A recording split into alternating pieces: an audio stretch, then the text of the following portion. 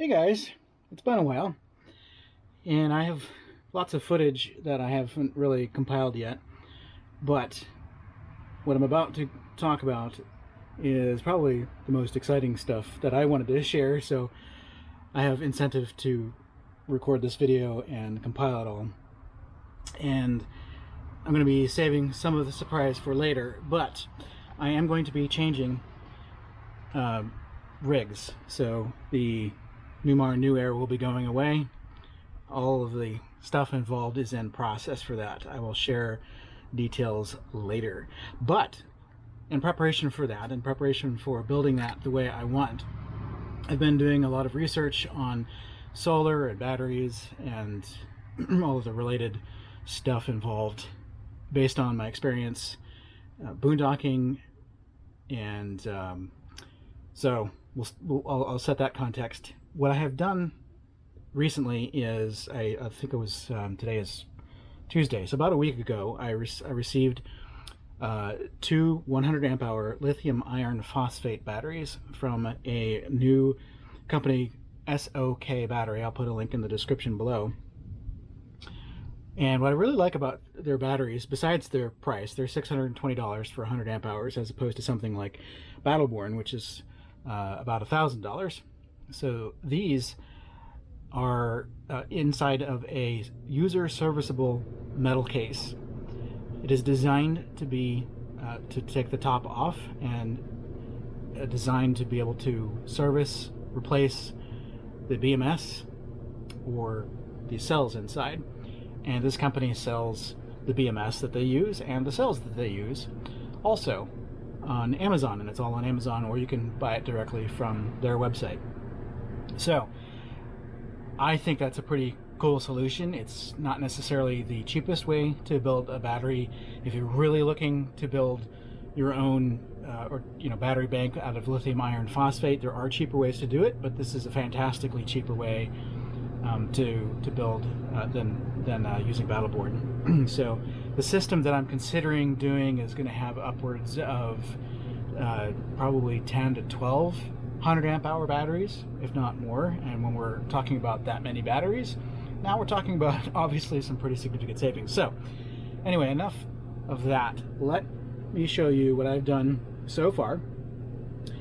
And the purpose of this video is to sort of show you how I'm testing these batteries. These are pretty new batteries, and I know people want to see some people want to see people with some real world experience with these batteries. So what I'm going to do is show you how I've connected these two batteries into my RV, and I'm about to perform a capacity test. So when we come back later on the video, I will have some information about how the capacity test went, because I want to make sure that these are actually providing 100 amp hours each. So I have a total of 200 amp hours in the system. So I should be able to pull about 200 amp hours out of the system.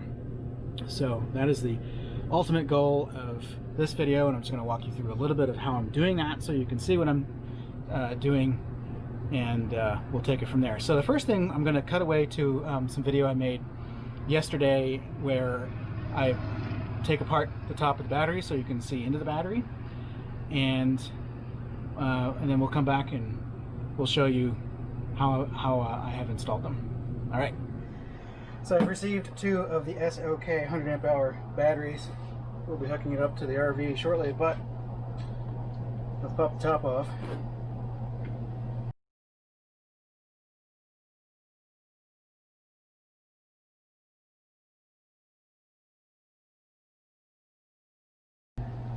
We've got the BMS mounted to the top. 4 cells in here. And some bumpers with some rubber on it. This does move around inside, which for an RV application it might be better if this were a little bit more secured, but the top is bolted down. We've got the temperature sensor for the disconnect on low temp. This part is individually purchasable on Amazon, as are these individual cells. Pretty sturdy metal case. Not much more to it than that. These posts are pretty heavy duty. The wires look appropriately sized. The posts they give you come with a washer and a lock washer on them. These are pretty good size. Easy to carry around, 30 pounds. Not surprising for this particular chemistry. So, you know, as far as construction is concerned, looks good. It was packed very well. I'll show photos of that. So the true test really of any of these things is, do you get 100 amp hours out of them? Can you draw 100 amps of current out of them? And then that's a matter of how long will they last over time. So that's harder to test. But we're going to put this in the RV, 2 of these for 200 amp hours. The only reason I did that was because there are times when I draw well over 100 amps of current, and so I wanted to put these in parallel so I could safely draw 200 amps of current.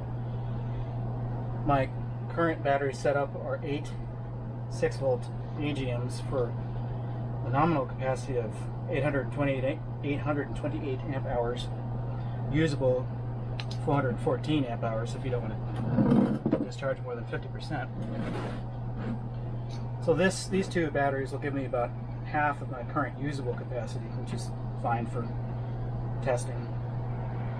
And I have a Victron BMV712 battery monitor and shunt, so I can actually see how much amp hours is flowing through my battery bank.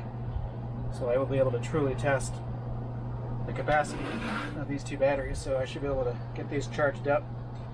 I'll change the charging profile in the Xantrex to have appropriate charging parameters for these batteries. Get them charged up and then put them under load and see if we get 200 amp hours of capacity out of them.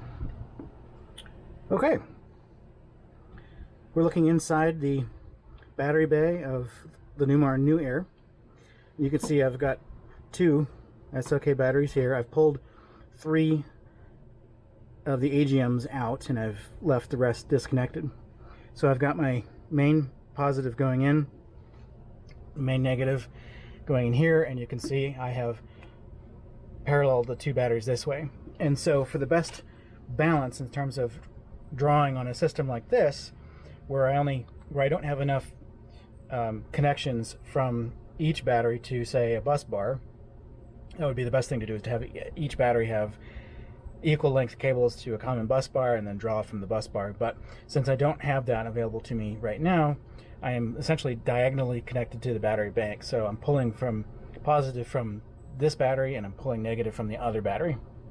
And what you see over here is the power cord / temperature sensor, although we're not really making use of the temperature sensor for lithium iron phosphate. But this powers the Victron BMV712, which is up here. So that's where this wire runs. Let's see if we can get some light up here. So this is the shunt. This can handle 500 amps of current. And the wire here is what runs to the display that's inside the RV and also provides Bluetooth connectivity so I can monitor it from my phone. We'll see that later. So I have one connection from the battery bank on the negative side going into the shunt, and then everything else goes to the bus bar back there, and everything from the negative side connects to the bus bar. And that way all current is going through the shunt, and that is the only way to accurately measure what's going in and out of the battery bank so we can get accurate state of charge measurements. And that's really important for lithium iron phosphate because the voltage changes so little throughout the charge and discharge process. It's difficult to get an accurate understanding of your state of charge. So this is really important, and this will help me measure the actual amp hours that I draw out of the system. So this is exactly how I'm going to determine, do I get 200 amp hours out of this bank. So you'll perhaps note, if you've owned a Newmar or an RV really in general, this is not a factory setup. I installed that shunt myself. I installed that bus bar myself. I installed this cutoff myself because for some reason what's called the salesman switch sometimes, or the battery disconnect up front, doesn't actually disconnect the battery bank. Some stuff is still left on, such as the Silverleaf system and some other ancillary stuff that they decided you wouldn't want to shut down when you hit that switch. Now, I don't understand why there isn't a switch to literally disconnect the battery bank. There isn't. And so I installed this some time ago, and this is the only way to properly isolate your battery bank when you're going to work on it. If you don't have this switch and you're going to do something like I did, you've got to do what you can to minimize the load on your battery bank. So hit the salesman switch and go into the inverter and turn off the inverter so that your loads are minimal. You can still draw several amps to the bank at that point. And then disconnect all of the leads. There were 3 individual leads on the negative and 3 individual leads at various points on the positive, so you'd have to disconnect all 3 of those. What a pain in the neck, right? So now I can just turn that switch and disconnect the battery bank, and it's isolated from the system and easy to work on. So, but what I'm going to do next is, it's cooled off enough outside that I'm okay turning off the air conditioning inside, and I'm going to pull the shore power and I'm going to go on battery, and I'm going to try to draw up to maybe about 100 amps, which will be about 0.5 C for each battery, and just wait for the system to shut down and hope that we approach 200 amp hours when that happens. So let's go make that happen. Okay, it is not 4:20, it is 6:21 p.m. and we are now on inverter, drawing 2 amps out of the inverter. According to this, 16 amps going into the inverter, and the battery is at 13.2 volts. I was floating it at 13.6. Now, this 15 amps is only what's going into the inverter. It's not everything coming out of the battery, so that's one of the reasons why the BMV 712 is so important, because I'm actually pulling 26 amps out of the battery. So for the capacity test, I want to pull about 100 amps. So I'm going to go around and turn some stuff on and get that up to about 100 amps. And then it should take approximately 2 hours for me to run out of juice, assuming that these things actually have 200 amp hours of capacity. All right, here we go. All right, we got right around 100 amps, and turned out to be a little easier to do than I thought. So all I really did was, I've got some lights on, the computer and TV were already on. That's the draw you saw earlier, but I just decided to fill this with some water, and I set that to 4, and that got me right about where I want. So we're going to watch this countdown. You can see we're now at 12.88 volts. It is now 6:26, and we'll come back as we get closer to 0. The voltage is going to should remain relatively flat. It might go down to 12.6 volts as we approach, say, the 25% state of charge area, at which point it's going to start really dropping off quickly. So that's when we're going to come over here and watch the voltage more carefully. The other thing I'm going to do here, I do have a temperature sensor on here, and that was the temperature you were reading just a moment ago on the Victron app on that phone there. But I'm coming out here and I'm touching all of my connections. This is a first time install, so one of the things I'm going to do is just make sure that everything is okay under that kind of load. The batteries are cold. So anyway, I will keep an eye on the temperature. We know what we started at. We are going to see what we end at, so that'll give us some indication about what's happening from a temperature perspective. And the reason we're watching that not only is to just make sure we're safe and everything's torqued down appropriately and all that sort of stuff, but the temperature at this post is going to be driven somewhat by the quality of this post, the quality and the size of the wires underneath this cap here that you saw earlier in the video. So if these are undersized or something bad is going on here, the temperature of this is going to rise up too high. So again, we're only discharging these at 0.5 C or 50 amps. Sorry, I'm looking to see if I have my DC meter with me. I'm I'm going to come out here and we're going to measure what's actually happening at the batteries. So let's do that. Okay, we got my Klein Tools CL800. And this thing is capable of measuring DC current through the clamps. So if we measure the main, one of the main lines here, as I expected, we're right around 100, about 110 amps now, something inside probably turned on, like maybe the refrigerator or something like that. So about 100 amps here, which should mean about half of that here. Yep, about half here. So that's good.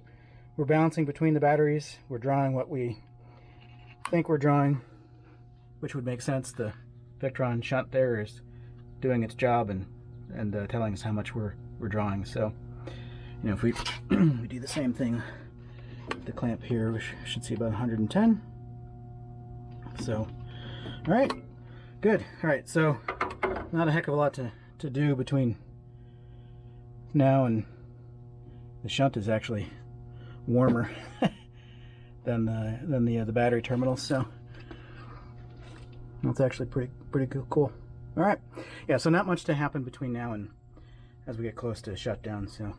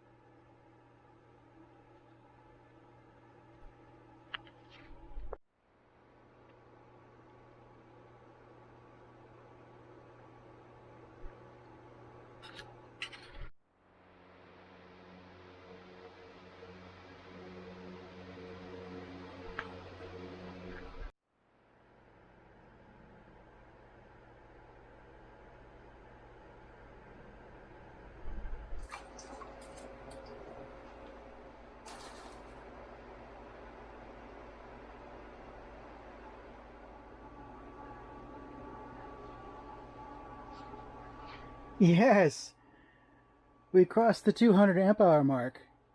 Now, for lithium iron phosphate chemistry, the charts that I'm reading are saying that you should be at 12 volts at about 9% state of charge.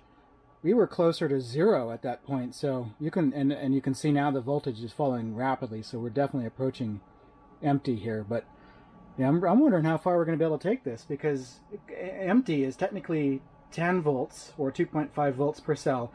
I actually don't know what that BMS is programmed to cut off at, so that'll be fascinating to see. My inverter may actually cut off first. I'm going to go change the inverter now to not do that. It's set for 10.5 volts now. I'm gonna drop it down.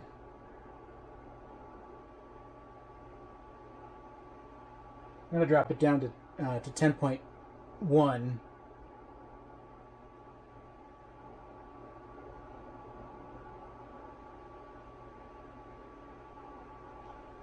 And we are in the home stretch here. Look at this.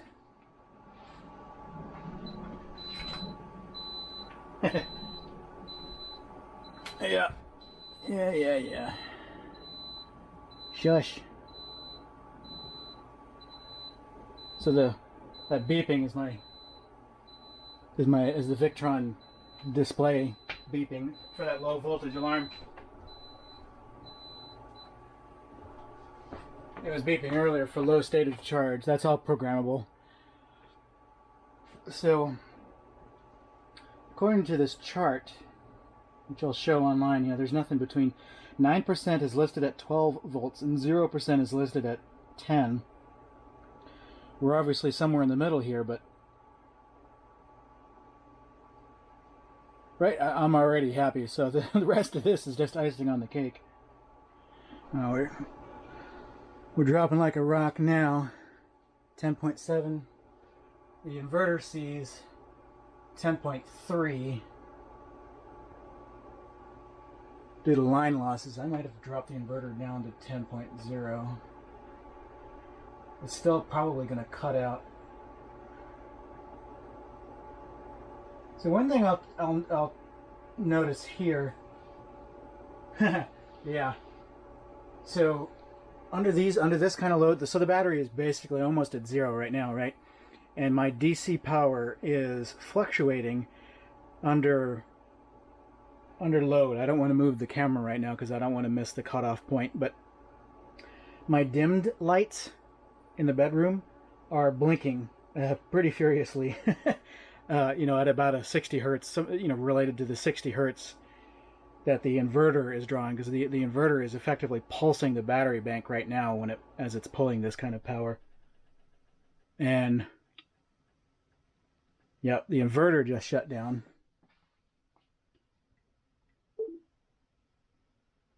Which is mildly unfortunate because this battery still has some juice in it. Now I gotta put some DC loads on this thing somehow.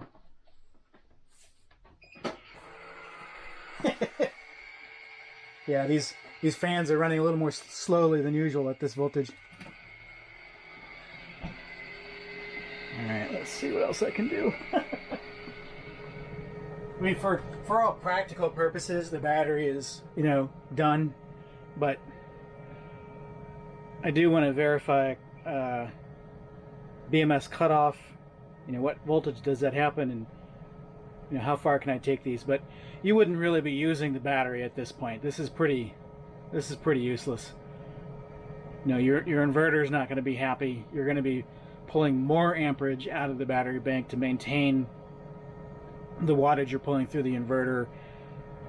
That's just not a good situation. So you can definitely practically get 200 amp hours out of this, and out of these two batteries, so 100 each. I've drawn 105 each out of them at this point. So as far as I'm concerned, these batteries are passing their test. The temperature remained good. I think we're still at like 35, 34.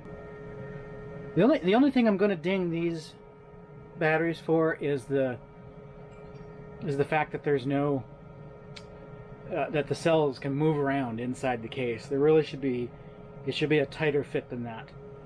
If this reaches 10 volts and does not shut off, I'm going to abort the test, because the manufacturer of the cells says do not pull them down below 2.5 volts. That should be the BMS first cutoff point. That they talk about a second cutoff point of 2.0 volts, which they say is not damaging to the battery. So there's actually some safety involved in drawing them down to 2.5. That's okay. But as you can see, in this kind of a configuration, it ends up being relatively useless.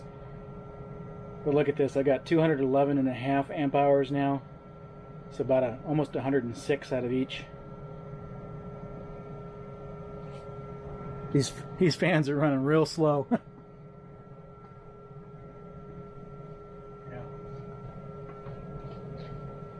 Yeah. In fact, the Silverleaf panel is having trouble functioning. It's very dark. At these voltages, a lot of your stuff is just not gonna function very well. The Silverleaf panel is almost dark.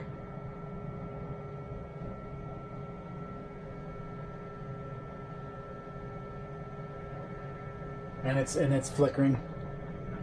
I don't know. I don't know what other systems would work. Your water pump is probably not going to work. So again, don't do this for practical purposes. I'm just trying to be thorough with my test here.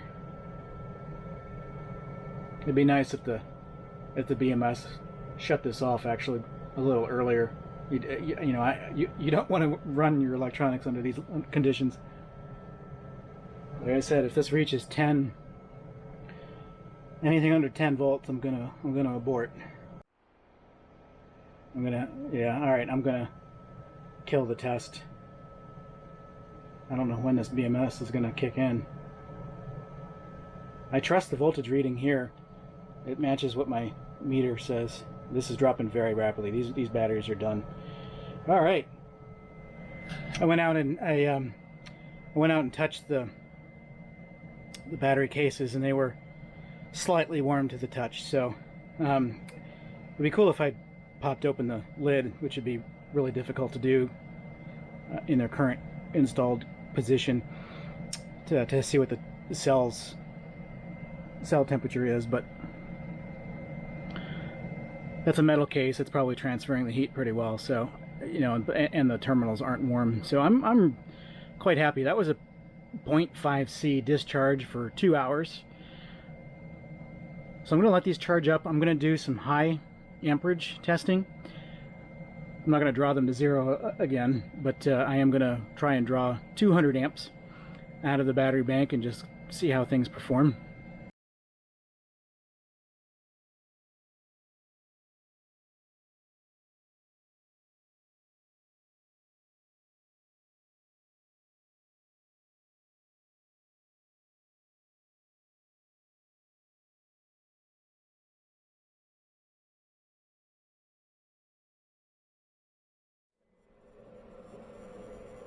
Okay, still drawing approximately 200 amps. We've pulled 50 amp hours out, or a quarter of the capacity, so you know, I don't need to draw them down to 0. I just wanted to see what happened under full load, make sure they sustained 100 amps of current each without the BMS tripping.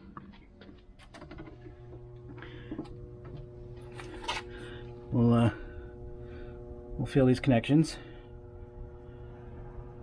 They're warm, and you saw the temperature change. So let's take a look at, we got 70 degrees on the sidewall here, basically 70 degrees. If we look at the battery case, it's now 75, 76, 77, kind of hard to see this. We got 80, 84 in here. Let's point at the terminal. Got about 90. So, you know, warm.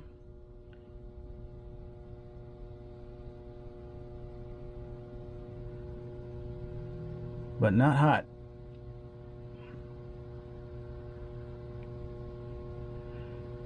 And I think the BMS is probably, yeah, the BMS is hotter. I had 100 in here for a second. Yeah.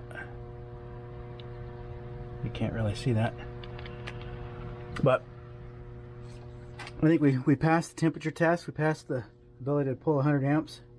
I mean, the wire, you know, the wire is actually warm. So I think we passed that. Now the only complaint I'm really going to have with these batteries, I think I mentioned it'd be better if the cells were packed inside better, so they didn't move around. Pretty easily solvable. The harder thing to solve would be, I don't like the way these terminals are positioned. These are not positioned for easy paralleling. Again, excuse the lighting, but you saw how they were installed before. I wish the terminals were on either side of the length of the battery instead of the short side of the battery, so you could at least that way you could put them facing each other and you know, put them in parallel without having to run such a long distance of a jumper. But you know, more like the AGM batteries, right? The posts are on either side of the length of the battery rather than on the short side of the battery, because this makes for easier paralleling with the shorter cables. So here I am at the silver leaf panel of my RV. So we're going to go into DC power, charger settings, scroll up to the top here, and you can change some stuff here, but not enough. So I went into advanced, and if you need to know the password, you can message me privately. We get into this configuration here, and this lets us set the battery type to custom and then configure the custom settings here. I've set the low battery cutout to 10 volts, the inverter is going to see 10 volts before the battery actually hits 10 volts due to the line losses. So I'm comfortable setting the battery, the inverter to cut out at 10 volts. Worst case scenario, the BMS will kick in and we'll be without power anyway. So I can't remember if this is the default setting, 21 seconds. If it hits 10 volts for 21 seconds, then do the cutout. And that's designed to allow for large spikes in load where the battery might be at 11 volts, but if you pull a large load, the inverter will see 10 or less. So that's why that's there. The high battery cutout, I think, is the default. 3-stage charge cycle. So float, bulk, absorb are the 3 stages. Not in that order, so it's actually bulk, absorb, float. The battery capacity, I changed that to 200 amp hours. I set the absorb time to 30 minutes, and we'll get into that in a second. Recharge volts is set to 12.5. That's somewhere in the 20%, supposed to be somewhere in the 20% state of charge based on generic lithium iron phosphate documentation I've seen. Default battery temperature is warm because we don't want to pay attention to the temperature as far as determining or changing the voltage to charge with. We shouldn't be changing the charging voltage based on temperature with lithium iron phosphate. And the rest of this doesn't really matter. So we'll go into custom, scroll up to top. Equalization, we're never going to do equalization, so for safety, I set equalization to 14.6. That's the max charge voltage for this bank. Bulk I've set to 14.6, absorb 14.6. So no matter what happens, if we're not floating, we're charging at 14.6. Float of 13.6 is the recommended maximum. And I do use float in this configuration because I'm constantly in need of 12 volt power in the RV.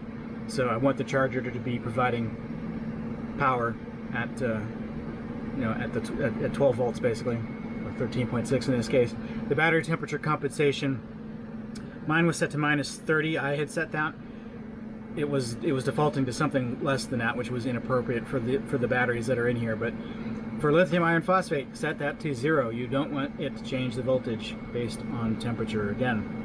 So what's going to happen is when you first connect the battery bank, it's going to, like I have done here recently, you can see I'm in bulk mode. When the voltage reaches 0.2 volts less than the bulk setting, so bulk is 14.6, bulk cutoff is set to 14.4. Now, at least in this version of my Silverleaf, I don't have access to the bulk cutoff voltage. I don't know if it's provided in newer versions. I do have the Xantrex system control panel where I can set that, and I did set that. Again, I don't know what the default is, but it's nice that I can set it to 14.4, because what that's going to do is bulk is going to continue until the battery is almost full. Then it's going to go into absorb. Absorb is still going to be the same voltage. It's going to still be applying 14.6 volts. And it won't stay in absorb very long, for a maximum of 30 minutes, or until the current going into the battery is less than 3% of the amp hour capacity that I've set. So 3% of 200 amp hours, or 6 amps. So if there's 6 amps or less going into the battery for a few minutes, it will then go into float. So either one of those two conditions will cause the battery to stop charging. So that's perfect. By the time the battery has moved from bulk to absorb, and then absorb is either 30 minutes or 6 amps, that's the perfect amount of time to get the battery fully charged at that last few percentage. So I think that's a really great setup. So let me take you outside to the system control panel. I know most of you are not going to have this, but I'm going to go over those same settings here.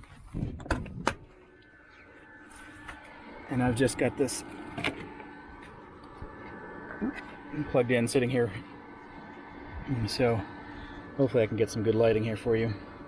So I'm going to select the, this is pretty bad, isn't it?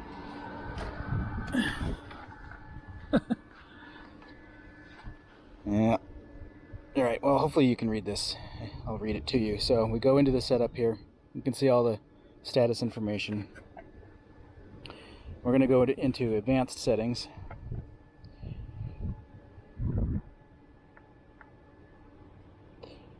be helpful to press the correct key. So enter on advanced settings. We can go in inverter settings, but we're talking about the charger, so we're just going to go to charger settings. Now here you'll see a lot of the same stuff that's available on the Silver Leaf panel, except for a couple of things. So the battery type, again, is set to custom. We go into custom settings. I've actually shut off equalization, which you can't do on the Silver Leaf. You can see bulk is 14.6, bulk termination is 14.4, absorb is 14.6, and float is 13.6, and the temperature compensation is 0. So that's good. The other setting I forgot to mention, you can change this in the Silver Leaf, except the Silver Leaf does it in 10% increments. I set the max charge rate to 66% since this charger can do 150 amps, and I don't want to do more than 100 amps because they recommend no more than 0.5 C or 50 amps per battery, so 100 amps for the 2 batteries. And that's why I've got that set to 66%, since 66% of 150 is 100. Now that's a little low. I could go a little higher because, again, there's always DC loads. So I end up charging the batteries anywhere from 85 amps to 95 amps, but it never will reach 100 because there's other stuff going on. But anyway, again, the system control panel can only adjust that in 10% increments, which is kind of annoying. But I was able to change it in 1% increments here. So that's how I got to 66%. All right, I think that's it for what I did from a, charger settings perspective, and I believe that is it for the video. So thank you very much for watching. Please feel free to ask me questions. I'm happy to answer questions. I will take more video. I plan on taking more video to do a full teardown of the battery, so we can lift the cells out of the battery case and all that happy stuff. So stay safe, everybody. Again, thanks so much for watching. We'll see you soon.